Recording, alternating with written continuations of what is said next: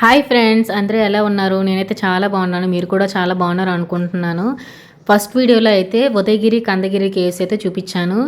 ఆ రోజే ఈవినింగ్ మేమైతే థంబ్‌నెయిల్ చూసే ఉంటారు కదా! మేము ఎక్కడికి వెళ్తున్నామో అర్థమైపోయి ఉంటుంది ఈ పాటికే. మేమైతే పూరి వెళ్తున్నాను. పూరి జగన్నాథ స్వామి టెంపుల్‌ని అయితే దర్శనం చేసుకోవడానికైతే వెళ్తున్నాను. ఆన్ ది వేలో ఉన్నాము. ఇంకో ఫ్యూ మినిట్స్‌లో అయితే మనము పూరి టెంపుల్‌కి అయితే రీచ్ అయిపోతాము. ఈ పూరి జగన్నాథ స్వామి టెంపుల్ గురించి నాకైతే చాలా విషయాలు కొత్తగా తెలుసుకున్నాను. ఆ విషయాలు కూడా మీతో షేర్ చేసుకుందాం అనుకుంటున్నాను. వీటిని టుక్ టుక్ ఆటోలు అంటారంట ఇక్కడ. సో దీని మీద మేమైతే ట్రావెల్ చేద్దాం అనుకుంటున్నాము. కారు దిగాక కారు అయితే ఇక్కడ ఆపేసాము. పెద్ద పార్కింగ్ స్పేస్ అయితే ఉంది. సో కార్స్ అయితే అక్కడ పార్క్ చేసేసిన తర్వాత మేము కొంచెం సేపు దూరంగా నడిచిన తర్వాత అక్కడి నుంచి ఇక్కడ పెద్ద సెలయేరు అయితే ఉందన్నమాట. అక్కడి నుంచి కాసేపు నడిచినాక మేము ఆ టుక్ టుక్ ఆటో ఉంటుంది కదా, దాన్నైతే ఎక్కడానికైతే నడుస్తూ ఉన్నామన్నమాట. ఎక్కేసాము. దానికైతే 20 రూపీస్ అలా ఛార్జ్ చేశారు మాకైతే. సో ఇక్కడి నుంచి టెంపుల్ వరకు ఈ టుక్ టుక్ ఆటోలో అయితే మేము ఎక్కేసాము మా ఫ్రెండ్స్తో పాటుగా. వాళ్ళైతే ఫుల్ ఎంజాయ్ చేస్తున్నారు ఈ ఆటోలో మాత్రం. అసలు మామూలుగా లేదు, రోడ్డు అయితే దబిడి దిబిడిగా నడుపుతున్నాడు అనమాట ఆటో వాడు. ఇంకా అలా చుట్టూ చూసుకుంటూ వచ్చేసామన్నమాట. ఈ టెంపుల్ దగ్గర దిగిపోయాము. టెంపుల్ అయితే ఇక్కడి నుంచి కనిపిస్తుంది, గోపురం అనేది. ఈ టెంపుల్ యొక్క గోపురం దగ్గర ఇక్కడ ఒక చెప్పుల స్టాండ్ అయితే ఉందన్నమాట. అక్కడ మేము చెప్పులు అనేవి ఇడిచిపెట్టేసి మనం తెచ్చిన బ్యాగ్స్ కూడా అక్కడే పెట్టేసామన్నమాట.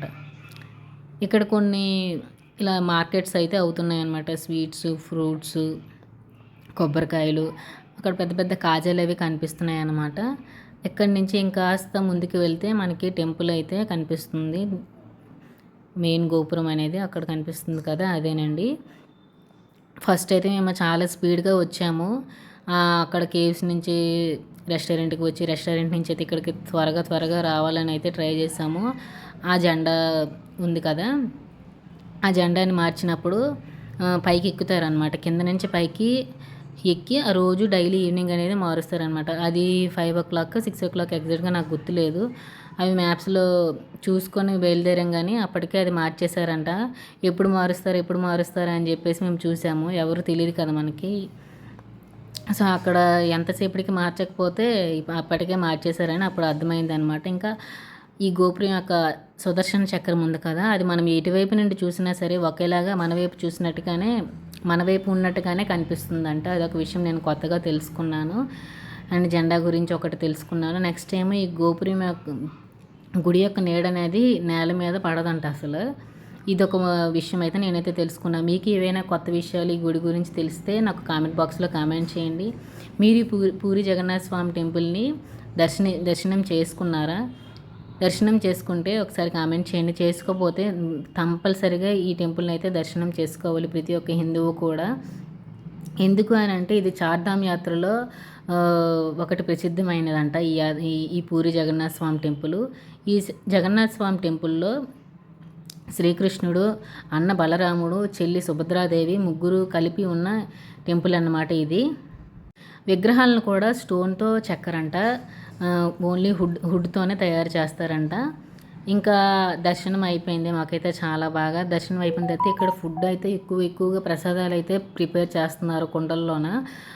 లోపలికైతే ఫోన్ అనేది ఎలవ్ లేదు కాబట్టి సో ఇంకా మేము ఫోన్ అయితే బయట పెట్టేసాము. ఇప్పుడు ఇందాక చెప్పుల స్టాండ్ ఉంది కదా, చూపించాను స్టార్టింగ్లోన.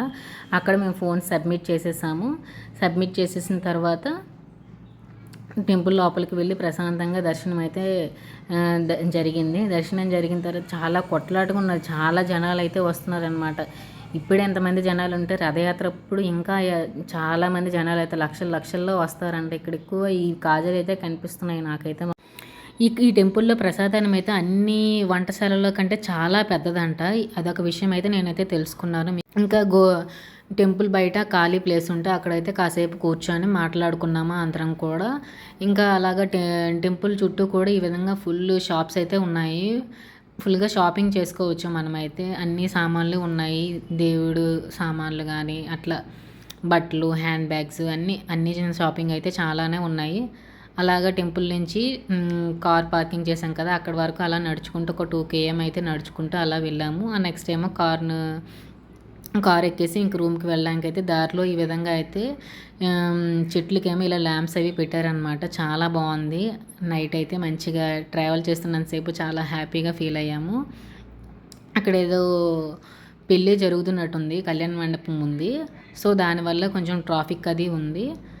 నెక్స్ట్ ఏమో అక్కడి నుంచి మేమైతే రూమ్‌కి వెళ్ళడానికైతే దగ్గరలో ఉన్నామన్నమాట. నెక్స్ట్ వీడియోలో మీకైతే ఇంకో ప్లేస్ అయితే చూపించబోతున్నాను. ఒడిస్సాలో ఉన్న ఇంకొక ప్లేస్ అనేది. మీరు తప్పకుండా లైక్ చేసి, షేర్ చేసి, సబ్స్క్రైబ్ చేసుకోవడం మర్చిపోవద్దు.